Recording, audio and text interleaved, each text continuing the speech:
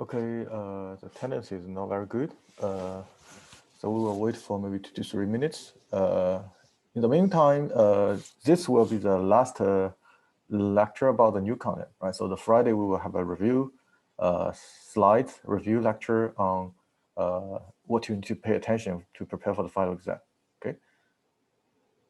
So this one is about NAT, and we may also have some relevant questions there in the final exam.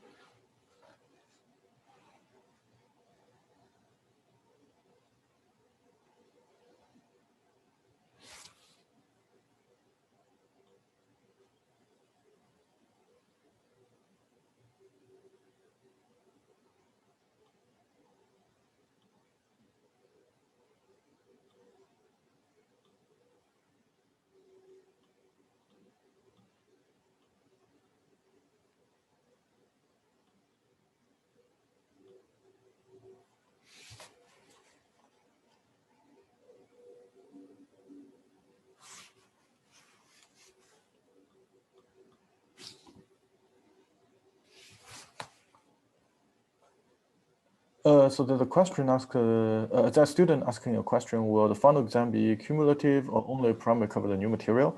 So I would say the vast majority will be the new material, okay? We may require you, because there's some dependency, right, from the new material and the old material, especially we cut in the network layer, right? So there will be potentially a very limited number of some content from the previous half, okay, but most are from the after final exam. Okay, so that's the answer. And we will be reviewing some concepts in the final slides. Okay.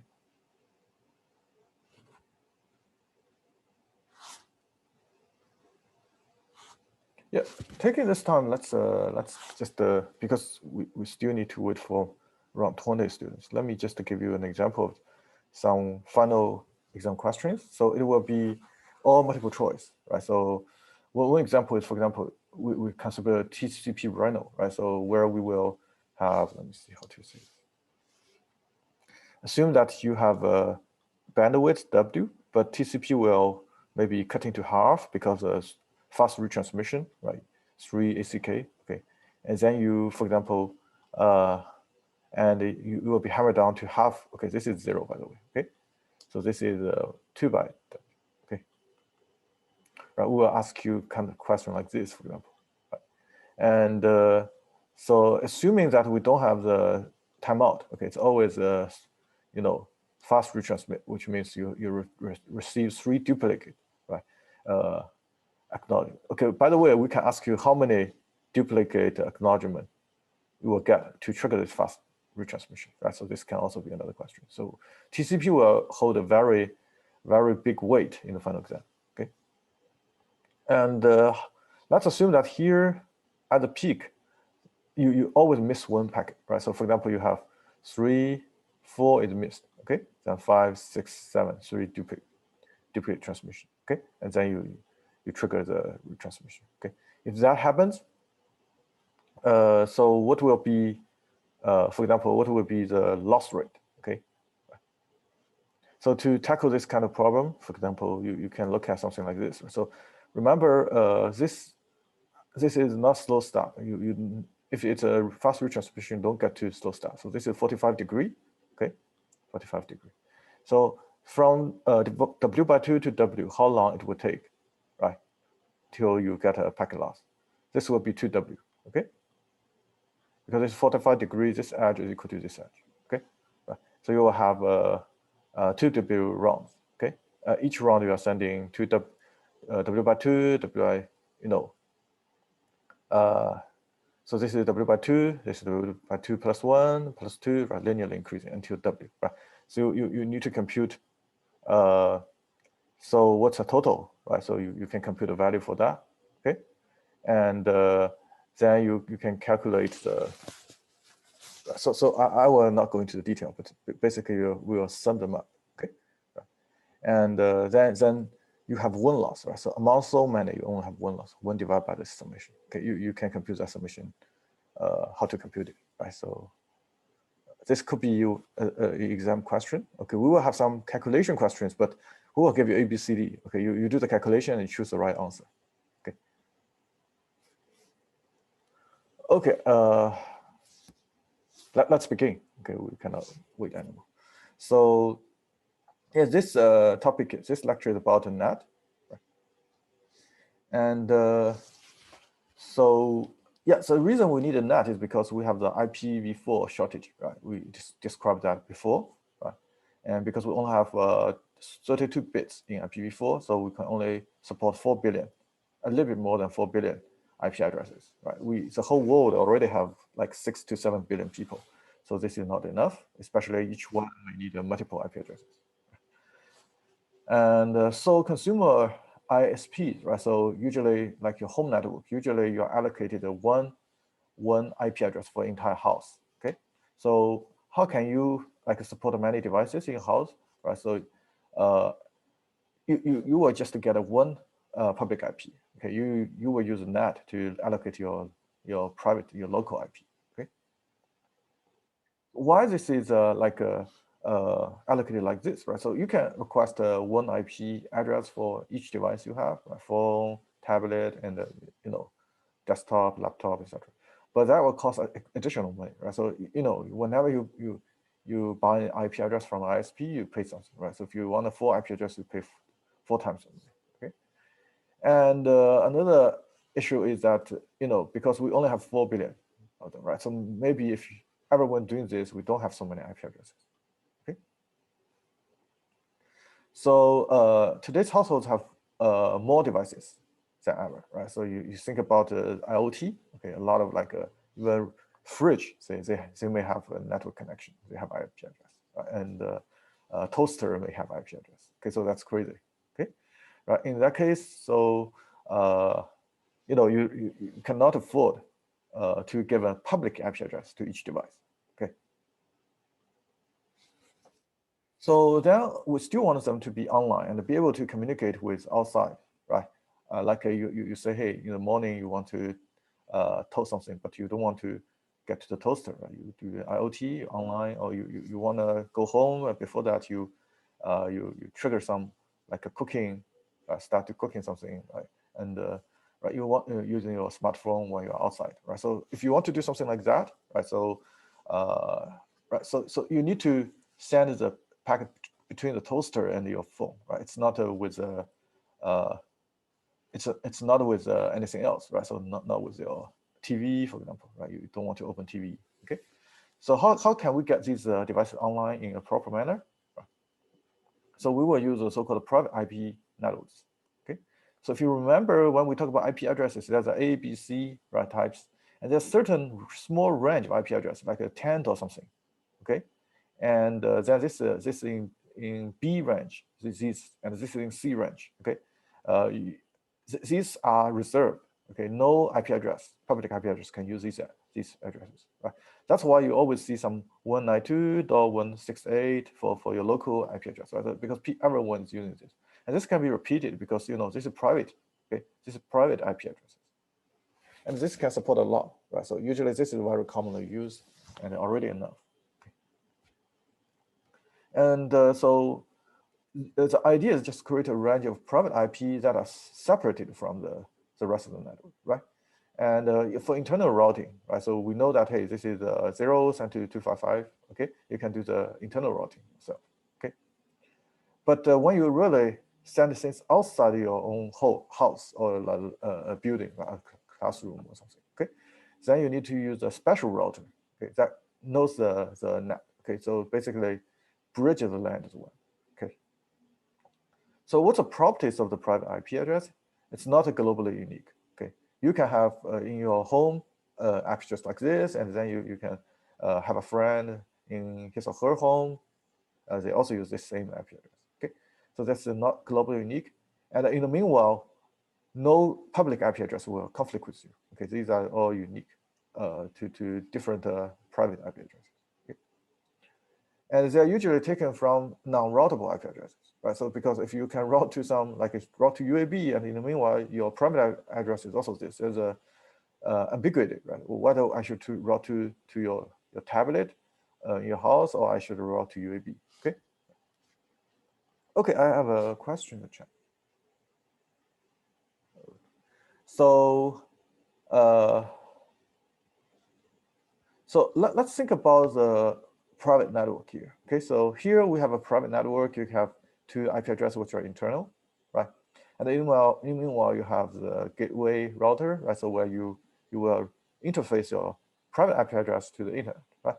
So the ISP only allocates you one IP address like this, okay? And similarly to another private network, you see here, they are the same, but because they are private, right, you don't see each other, that's fine, okay? And then here you have another IP address. I think there should be IP address, maybe not plotted here, okay? And so this is the gateway router supports a NAT, okay? So these need to support the NAT, okay? Inside it's like a Ethernet, right? So you have wireless router connect to your own network, okay? Outside it's actually, this is, I think because this is a wireless router, right? So you see the antennas. So maybe they can just have the subnet inside itself, okay? The network inside itself. Don't need the Ethernet switch. So okay, so let's look at why we need this NAT router, right? So why this router needs to support NAT? What is this thing doing? Okay, this is actually called a network address translation. Okay. So NAT allows a host, right, on the private network to communicate with the internet. Okay.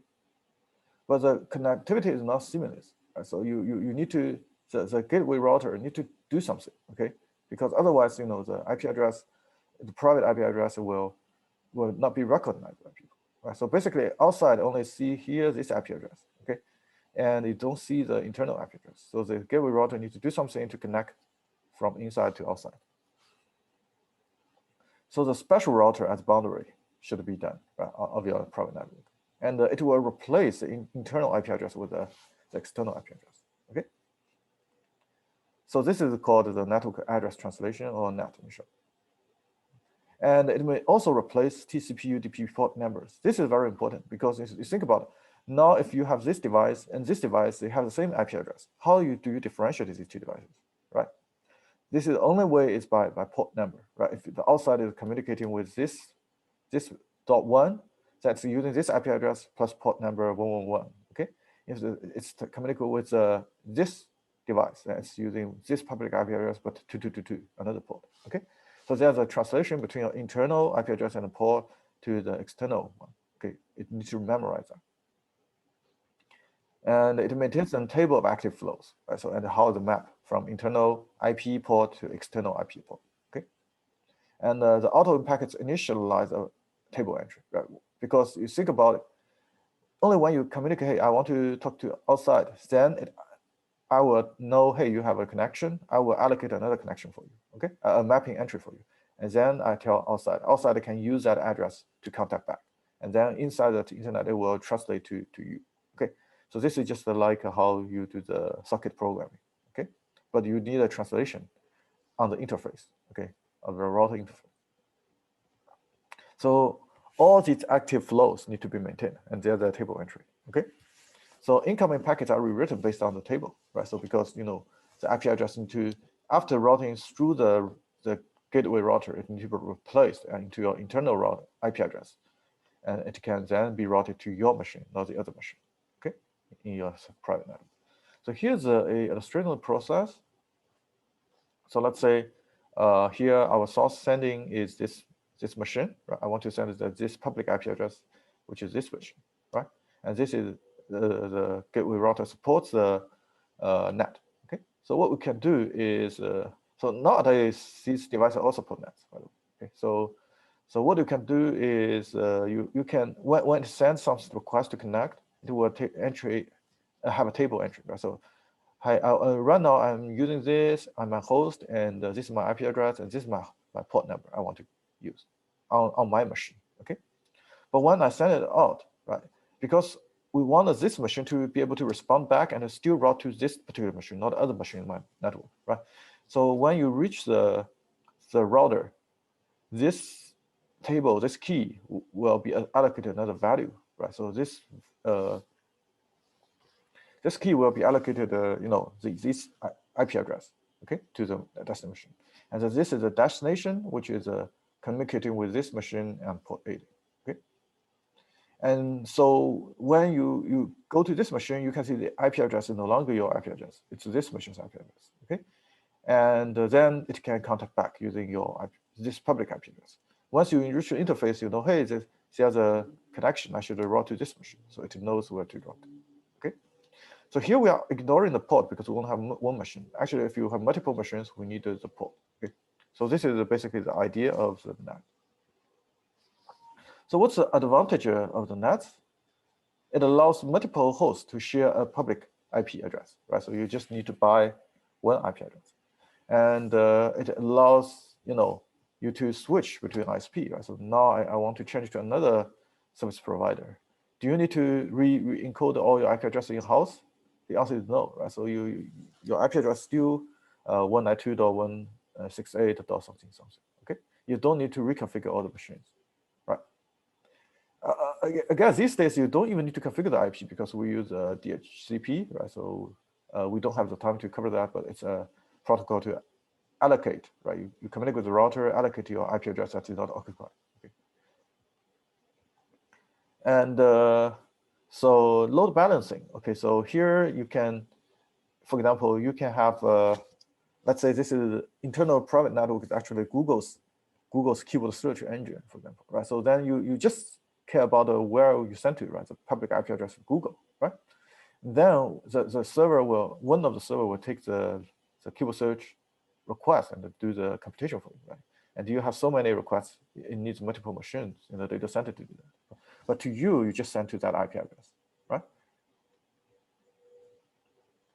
And so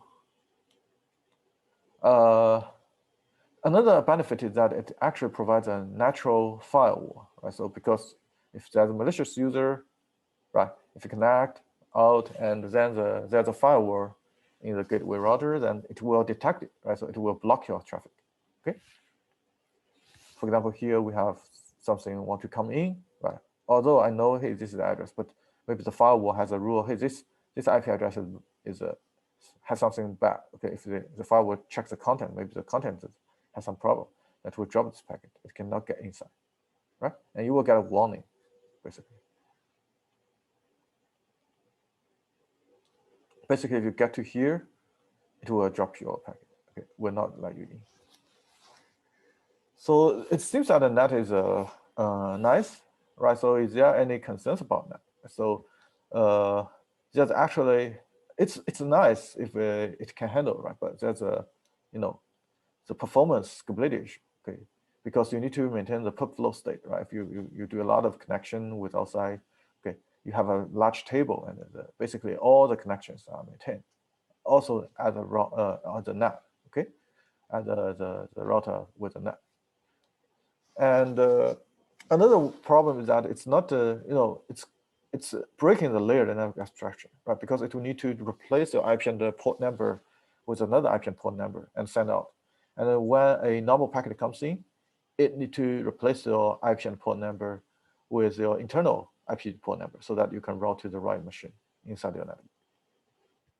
So what is the problem here, right? So the problem here is that IP is in the IP layer, right? Port number is in the transport layer. So NAT is actually a cross layer.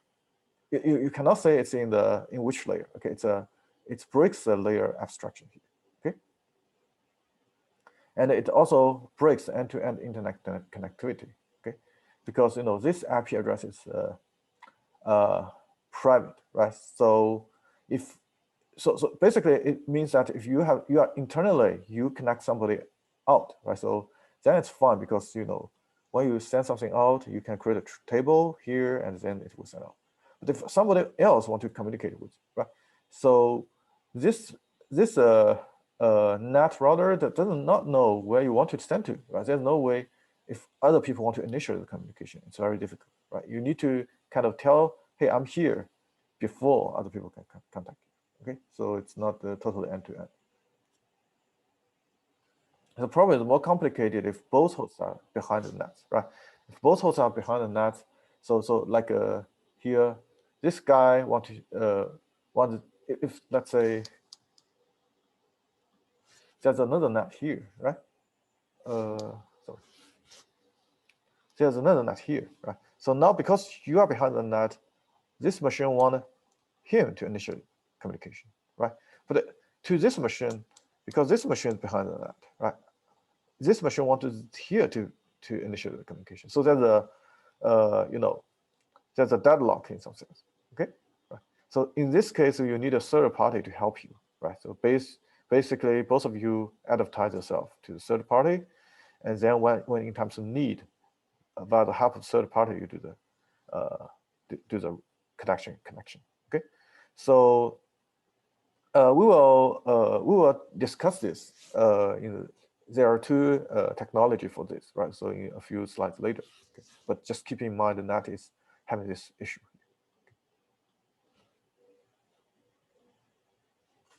So what's the advantage of that, right? Apparently, this is very clear. It allows multiple devices to share a single IP address, let's say in your house, okay? And it allows migration. I think this is covered, right? So let me see. I think somehow I clicked something before.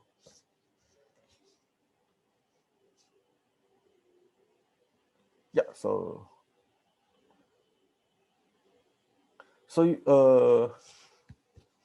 of course you can embed the IP address, right? So this mapping directly in the data payload, but you also need someone to memorize it, right? So you need so otherwise it can be attacked, right? So let's say if you have your own table, right? Then if some attacker sends something to you, hey, this entry is not in the table, right? Otherwise, some people can fake that an entry, right? So because it's embedded in the IP frame, so then they attack you, okay? So here's an example of IP port forwarding, right? So this is particularly useful, let's say, these three internal machines all want to communicate with an external outside the realm machine, right? So why this is interesting, right? Because, let's say this is a Google keyword search, okay? These are users, right? In the classroom, many students are Googling, for example, right? They're Googling to the same destination. And when Google return your query answer to you, right? How does Google know which machine it should be sending to, right? The reason is, they are sharing the same IP address, right? You only, in the whole network, you only have one IP address, okay? Public IP address. So the solution is, as I said, using different port number, okay? You can see here we have different port number and the differential, right? So if you have this .1 and the 1024, it will be, when it first communicate out, it will be allocated this IP address, right? So it's a public IP address, so it's this network, but with a one port number, okay? And once it's occupied, the next one, if you connect, it will give you the next port number. And the third will give you a third port number, okay? And then when the packet is received by the other remote client, it knows this replaced IP address on the source, okay? It knows where to send it back, and then the NAT will look up this table again and say, hey, I should turn to this guy, okay? So this is called port forwarding. It's using a port to differentiate. Again, you can see that the port number, we have a limitation, right? So 2 to the power of 16, right? It's like 60,000. So usually this is enough, because you think about this network, you will not have 60,000 connections, okay? But if you really have more than 60,000, maybe that one will crash, okay? So now let's think about the more tricky case where we talked about the both. Let's say you want to communicate with another person, right? Both of them are, behind their own NAT, okay? Then you are in trouble, right? So let's say, hey, I want to initiate my communication so that there will be a table here, right? And then it can be replaced, and this guy can, but it's symmetric, right? So here on this side, I also want them, this guy to initiate, because this guy is in the NAT, right? So then there's no way to connect, right? So when this sends out, right? So because when you reach here, you should be using the destination IP address. But here, because it doesn't initiate the communication, right? It doesn't know which port number is allocated to this machine. So there's no way to deliver to here. Okay. And similarly, if this guy initiated the communication first, then when the packet reach here, right? Of course, its entry will be written here. But when it reach here, it doesn't know which machine to forward to, right? Because it doesn't know. So this machine may not already have a port number associated with it. Okay.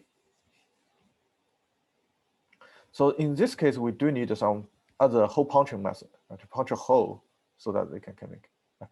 So this is quite common, right? So you think about if you are Skyping or Zooming each other in your house, right? And both of you may be in this situation, right? So actually, your service provider need to use one of these application level protocols because they are in the application level. So they are basically there's a servers helping you guys, okay? But they are protocols because application level protocol like HTTP, right? So they are protocols, right? They still have some structures that you don't need to take care of, right? They are taking care of them, but they are above the transport layer, okay? So the first technology is called the stun. So this is called a session traversal utility, okay? Right, so you can for NAT, okay, STUN, stun, okay? So again, as I said, in that case you have to, right, you want to communicate with others, you have to rely on third party to echo your global IP address, okay? So when you want to communicate, right, so you need to do something like this, right? So this is a local IP address, and you can ask for the service, echo my IP address, okay, right? And then this stun server will tell you, hey, your IP address is this public IP address, okay? So this is used to probe for symmetric, this kind of symmetric NAT firewalls, right? So then you can see, hey, how to say this? So you can say are external ports open or closed, right? So because in this some port number are actually not allowed. Okay, so when you send to certain port number, it will be banned by the gateway router.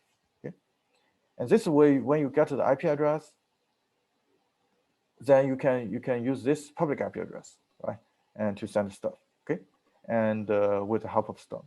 Okay, because internally when you are sending, you don't know your public IP address, right? So basically the stun server is just a service to echo your IP address for you, okay? So this actually is useful in certain situations. Let's say only one peer is behind a symmetric NAT, right? So in that case, you can basically, because you don't know where the IP address is, right? So you can echo the IP address, and then the other party can know, right? So but if they both are under the so-called partial NATs, right? So you can know the port number and can get through, right? The port numbers for the other side is okay, right? And you can also do that. But it's not useful if it's totally behind the 4 NATs, right? So in that case, if you cannot punch a hole using the stun, you need to use another protocol called a TON. Okay, so called a traversal using relays around that. Okay, so the benefit of this is that it's like an IP address looking up, right, for the communication. Okay, so if that's the case, it's just like a DNS server, right? So it's just a one request and one response. But if this cannot be done, you need a relay. Then your relay means you need to have results allocated in the turn server to relay your communication. Right? So it's something like this, right? Both sides can communicate with the turn server. So in that case, the turn server will maintain your information, right? It's like reporting yourself, okay? And then when NATs want to communicate with this host in NAT1 want to communicate with the other host in NAT2, right? You send if hey, I cannot connect, right? So what you do is you will communicate with your gateway router here. You will have the port number and your IP address, right? And then you cannot send it directly with NAT2, right? So you send it through this link you already established with a turn server to NAT2. Okay. If by doing this, because this connection is always on, right? Because you report yourself first, right? So the turn server will be able to connect you, and the turn server is not behind the NAT. Okay. And similarly on the other side, right? So both sides kind of report to the turn server, right? So then the turn server can be able to communicate with both sides and can deliver your packet to them. Okay? And the similar one returns this. It can also go through the, because it knows because now it knows this port number. Okay, right? This port. It can directly communicate, and then a connection is established, right? So this is the idea. And but initial connection needs a turn server. Later, then you can directly communicate. Okay. Any questions? So put simply, you need to know that what is a NAT, right? So for the final exam, you need to know port forwarding, right? So especially this example, okay? How the other side, if you have multiple hosts, send the request to the same host outside, but your IP address is the same basically, right? So how to differentiate? Because NAT, you maintain such a translation table, right? It knows where, let's say for this, I will replace with this one, okay, and then it will go to the right machine. Okay. Another is there's a hole punching requirement, right? Sometimes if both are in the NAT, you cannot connect directly, right? So you need two technologies. One is a stun. Stun is a IP address lookup for your private IP address, okay, service. But if that again, if let's say the port number is banned here, you cannot directly connect. So you need a turn server where you can send this packet route through the turn server to the other side, okay? And then you tell the other side, hey, this is my IP address, and it can connect. So the turn server is more costly because you need to maintain this state here. Any questions? So I think this is the end of this slide. Okay, this lecture. Okay. Yeah, I think we still have maybe 20 minutes. Let's take a look at some sample potential questions that you may need to take care of in the final exam. Okay. Next time we will discuss it in more extensively, but let me share a whiteboard. Okay.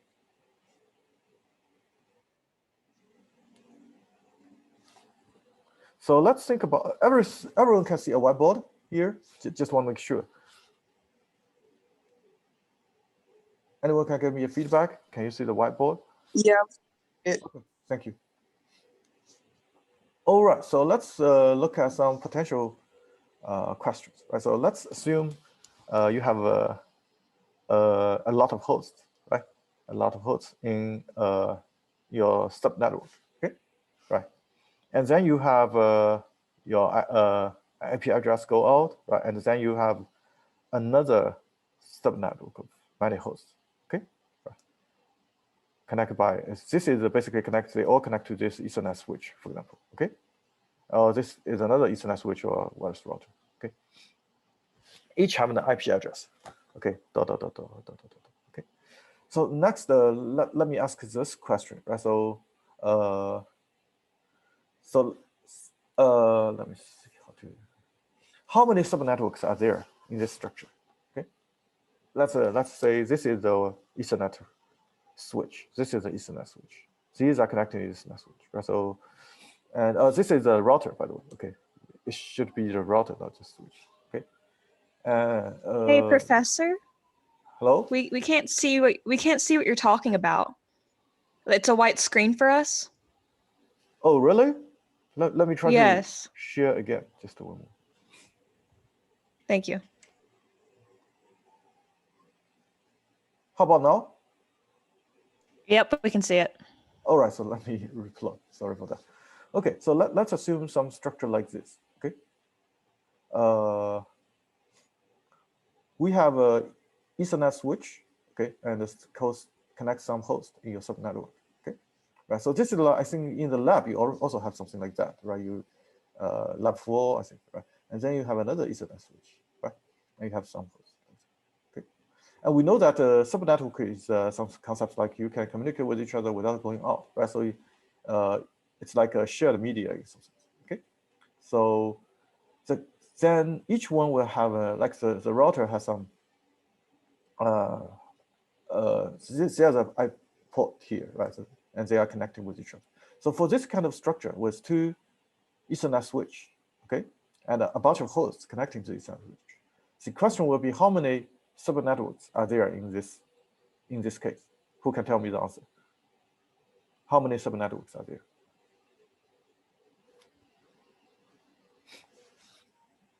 Yeah, feel free to send answer. Let me see. There's a chat. One. There's an answer saying one. Why one? At least two, right? So you have a bunch of. It's like two classrooms, right? So one with Ethernet, another with two lab rooms, right? At least two, right? But actually, this is the wrong answer. Okay. Who can tell me how many? Let me see the chat. Okay. Three. Yeah, the answer is correct. Okay, it's three. Okay, because this one also counts in the middle, right? Okay.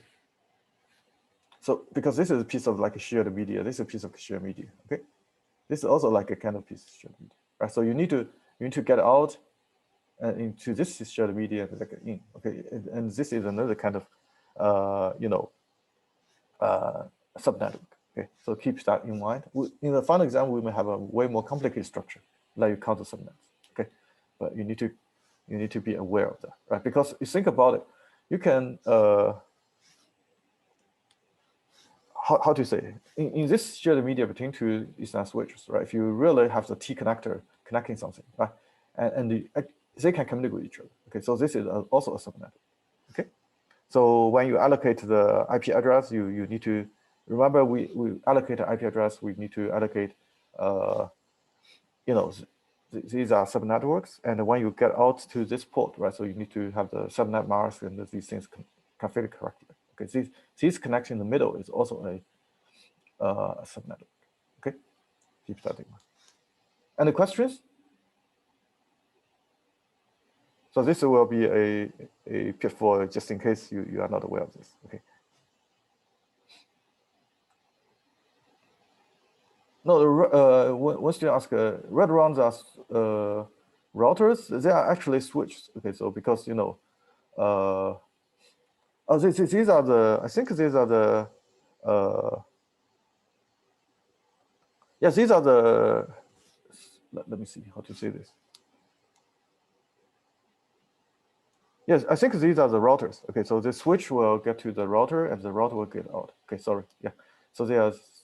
But this is the kind of called the Ethernet switch. It has a routing functionality. Okay, it's an embedded Ethernet switch route. Okay, so it can get out. Right. So pay attention that if you have subnetworks connect like this, okay, in your AS, right? So you have multiple subnetwork, okay, and these, even though there's nothing connect here, this is also a subnet. Okay, that's what you need to pay attention in one of the problem. Another kind of problem is, for example, we may ask you some question like this.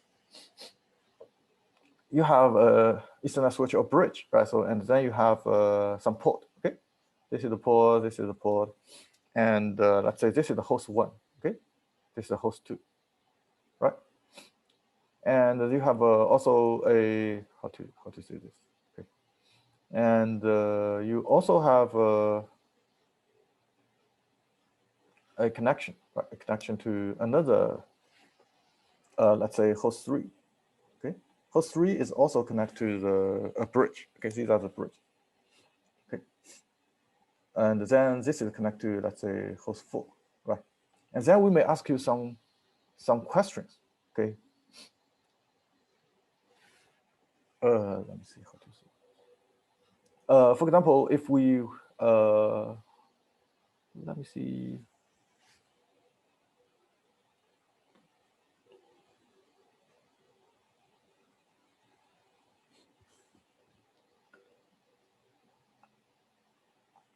Maybe we should do something like this. Host 3, host 4. Okay, this is like it's kind of like the previous example. Okay, so you are connecting them together. Okay. Now remember we have the bridge, and we know the bridge is doing something like a forwarding the address, right? So now this is port 1, this is port 2, for example. This is port 3, this is port 3, this is port 4. Okay. And sorry, I think this is the wrong example. Let me see. So let's say you have a bridge, right? So connecting here, and you have a bridge connecting here, B2, okay? And B1 is connecting this subnet, okay? It has a host 1 and a host 2, okay? And here in between, we have a subnet, right? So we can connect S3, S4, okay? And B2 here, you can connect to another port subnet, okay? Maybe S5, S6, okay? And remember, if for bridge, we want to ask you for here, we say, hey, these two are connected to one port, okay? These are the second port, okay? This is the third, this is for B2 is one port, this is port 2, okay? So let's think about in this way, like a T-connector kind of simple structure, okay? If that is the case, let's ask you some questions, right? So what if, let's say, this S2 want to send something to S5, okay? Then what will change? What will change the forwarding table in B1 and B2, okay? Who can give an answer like this?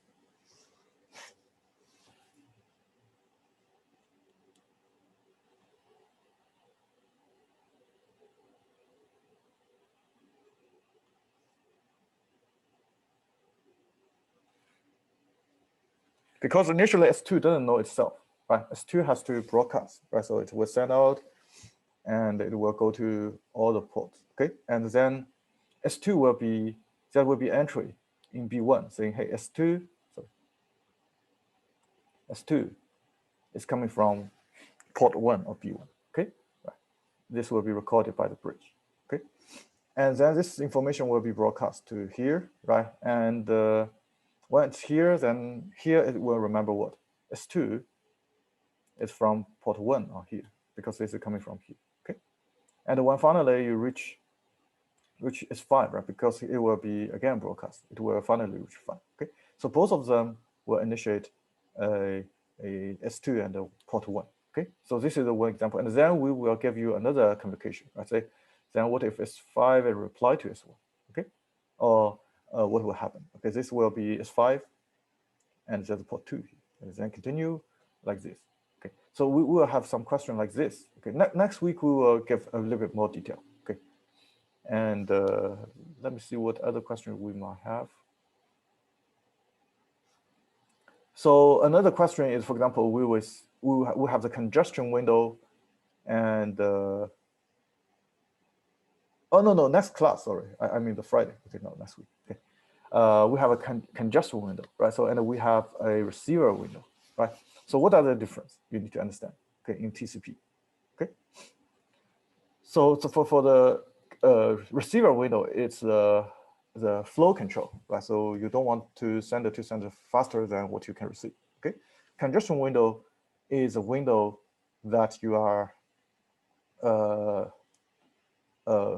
basically there's a bottleneck link in the middle, right? And this, then you have the router aided routing, okay? So how this router aided routing is working, right? And we can ask you some true or false question. Let's say we will ask you, hey, TCP receiver window, right? It will not change, right? Is this correct or not? The answer definitely should be false, right? So because depending on because TCP has the flow control and the congestion control, right? So it will depending on the round trip time and all these cases, it will change the window size dynamically, okay? Sender receiver size. And another thing is that we may ask you a question like, because if you remember, we have the round trip time, right? Because we want to have a timeout threshold, which equal to twice the round trip time, okay? So we may ask you a question, if the last sample, the round trip time, the sample is 1 second, okay? Then the timeout, right, is necessarily be larger than 1 second, right? Is this correct? Who can tell me, is this correct? Any idea?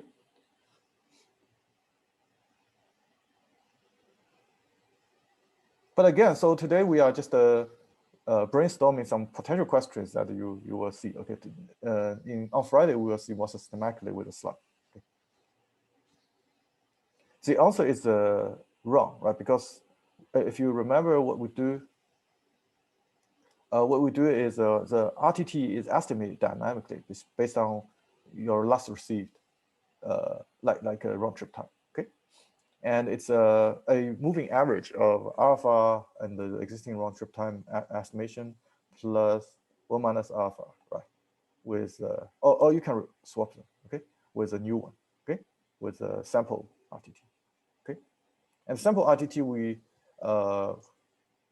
so even if, let's say, this one is 1 second, okay, but because maybe the weight is only 10%, most of the time this is very fast, okay, let's say close to 0, then our estimation will be, this one only contribute to 0.1%, right? It's like 0.1 second, okay, and maybe after averaging with this, we get maybe 0.4 second, okay.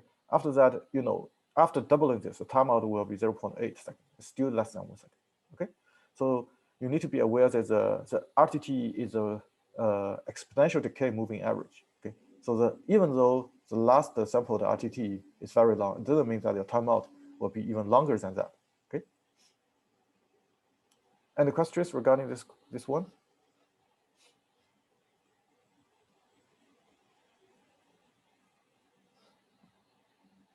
Okay, so we will also ask you some question like, TCP reno, right? So there's a faster retransmit, okay? So how many duplicate acknowledgements do you require for triggering the fast retransmit? Who can tell me? Yeah, 3. I see an answer 3. Okay, yeah, that's good. Yeah, we will cover some of them still on Friday, okay? But again, so right now I'm looking at the final exam, paper and then give you some information. But in the last lecture, we will not give we will give similar questions. Okay, we will not give you the exact question. Okay, we will let you know, hey, this is what we will be testing, but we will not let you see exactly what we're testing. Another key information that you need to be aware, for example, we may ask you a true or false question, something like, remember our TCP, we have 2 sequences basically. After handshake, we have two connections, okay? So they themselves have a sequence number, right? You have a random sequence number initially on both directions, okay? So after that, you will increment every byte, right? Whenever you send more bytes, you will increment sequence number, okay? And you will start from here, okay? This sequence number, for security reasons, we will start randomly, if you want. This could start from 1111, and this could start from 2222, okay? And then if we send 100 bytes, this will be 1211, okay? Then when we have a question, right? So when you send this to the other side, whether these response sequence number will be like close to this range, the answer is not, right? So because these are random starting, okay? You need to be aware both directions are independent, okay? Each direction have a sequence number, okay? If we have some question like, right, so if host one send a segment, right, with what sequence number and how many data, right, to host B, right? So remember we have an acknowledgement number, right? So in TCP, we have TCP header, we have an acknowledgement number, okay? Will this number be equal to this number plus the number byte to send, right? In characters, the answer will be no, okay? Because this acknowledgement number is belong to the other direction, not this direction. Okay, there's no relationship between them. Depending on how you initialize them, how many you send, they can be totally different, okay?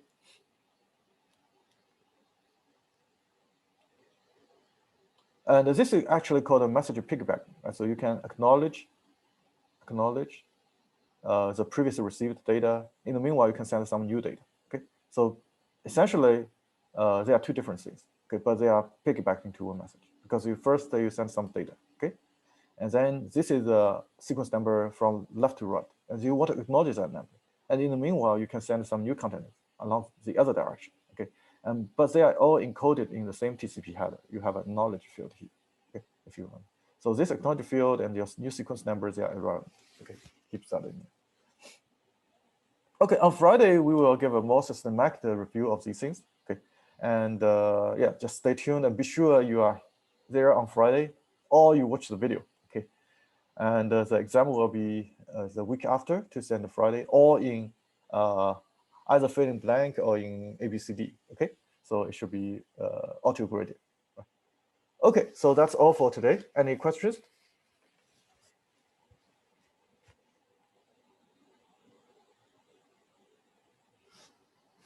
I see three messages in the chat. Just let me take.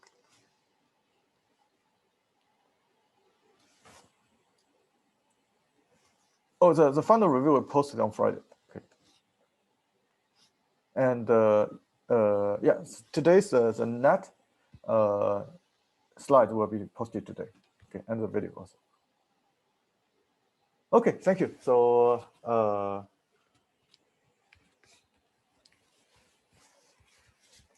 subnetworks are decided by IP address. So for the subnet example, I will expound a little bit in more detail on Friday. Okay, I kind of yeah. So don't worry on that. Okay, I will repeat that on Friday. Give you an example. Actually, it's very similar to the one that you did, right? So in the lab. Okay. Okay. See you all on Friday for the last class of the final exam review. Okay. Have a good afternoon.